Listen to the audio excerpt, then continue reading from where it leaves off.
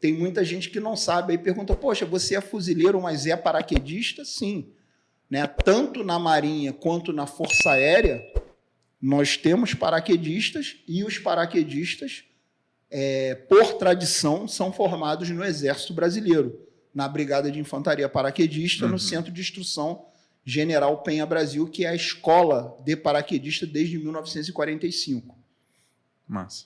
Então, logo na sequência da minha formação no curso de comandos anfíbios, na sequência, assim até hoje, né, nós somos enviados para o Exército e lá nós fazemos o curso de paraquedismo militar, né, que é o que a gente chama de formação básica, que é o curso básico, aquele salto com paraquedas redondo, né, que a gente vê muito aí em filme.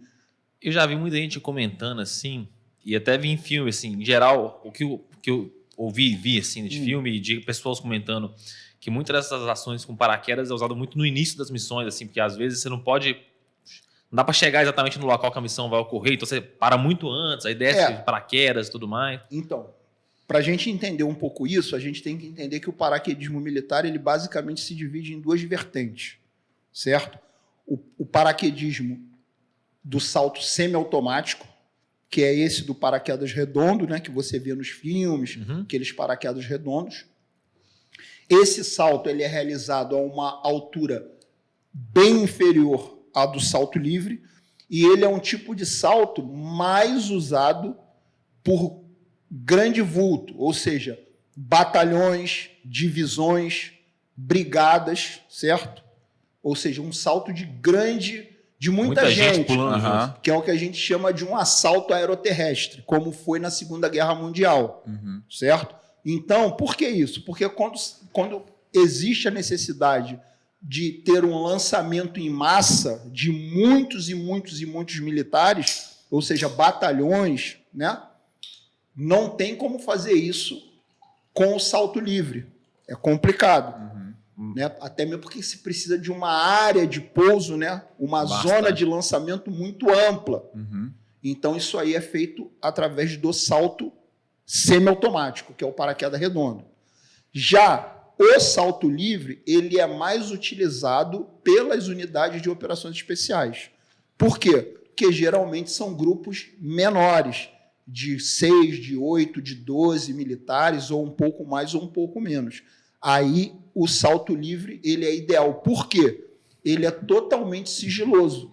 Então, você consegue chegar num local onde não vai ser ouvido nem o barulho do avião e nem vão detectar os paraquedas pousando, porque geralmente esse salto é feito à noite. Não que o salto semiautomático não possa ser feito também à noite. Ele pode. Só que, por ser um salto a baixa altura, né? Quando eu falo baixa altura, comparando com o salto livre. Sim.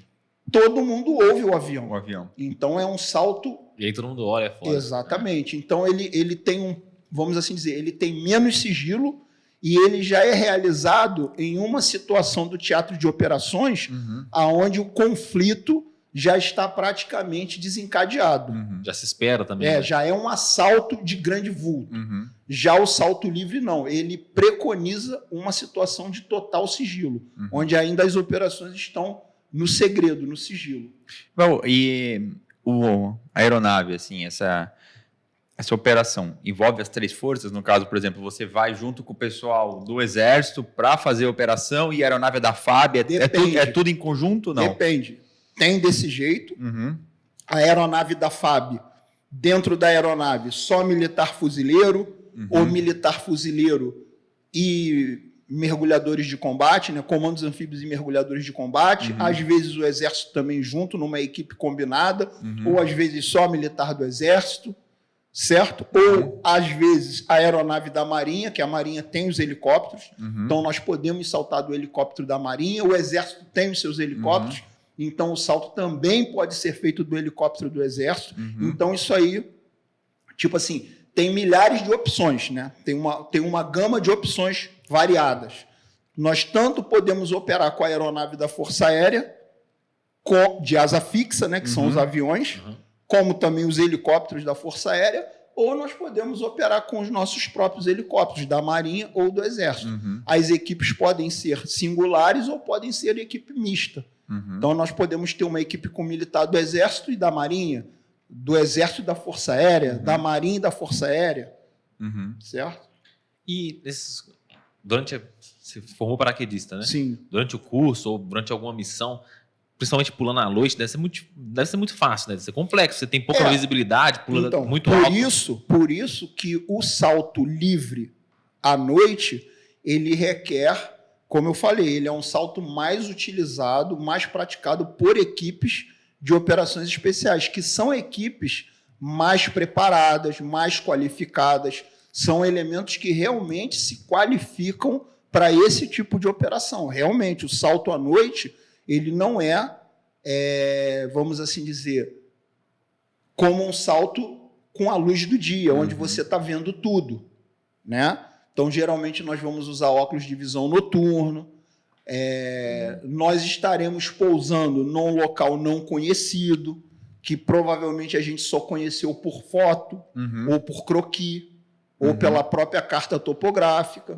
Então, tipo assim, não é igual um salto de adestramento diurno, onde eu já saltei naquele lugar várias vezes e eu sei muito bem como é que é aquele solo, como é que é aquele terreno, certo? O salto noturno, ele já tem uma série de particularidades que impõem um nível de dificuldade maior e que requer um grau de adestramento daquela equipe bem mais elevado. Você já presenciou alguma dificuldade, assim, alguma situação que você viu, pô, ficou tenso agora aqui? Várias. Várias. Porque de noite tudo é possível, né? Então, tipo assim, exemplo, você pode se deparar com uma situação de rede elétrica. Foda. Certo? Você pode se deparar com uma vala naquele terreno. Geralmente a gente usa... Nós nos utilizamos de locais de pasto, de fazenda, né, para pousar, mas pode ter uma vala. Você pode cair dentro de uma vala, você pode machucar o pé, você pode cair num local onde tem um pouco mais de pedra, só que nada disso você está vendo, porque é à noite, certo? Você pode, de repente, se deparar com uma cerca de uma propriedade, certo? Tudo isso é planejado de forma que seja minimizado, certo? Quando vai se planejar, tudo isso é estudado. As condições de segurança do local. Se tem alta tensão, se não tem, se tem rede elétrica, se tem rio, se tem valeta, se tem cerca, certo? Tudo isso é visto. Mas, às vezes, chegar lá na hora está diferente. E quanto tempo que leva só para planejar um salto desse? Então, depende muito, porque o salto ele tem uma particularidade que é impositiva, que são os fatores meteorológicos. Então, você pode, se você for estudar a história do desembarque, do assalto aeroterrestre do dia D na Normandia, né? O salto dos aliados na Segunda Guerra Mundial, você vai ver que eles ficaram aguardando por a tropa já toda pronta. Inclusive, isso passa muito bem retratado no Band of Brothers, né? Naquela série. Sensacional. Quem nunca assistiu, recomendo assistir. Tem que ver. Tem que ver. Band of Brothers.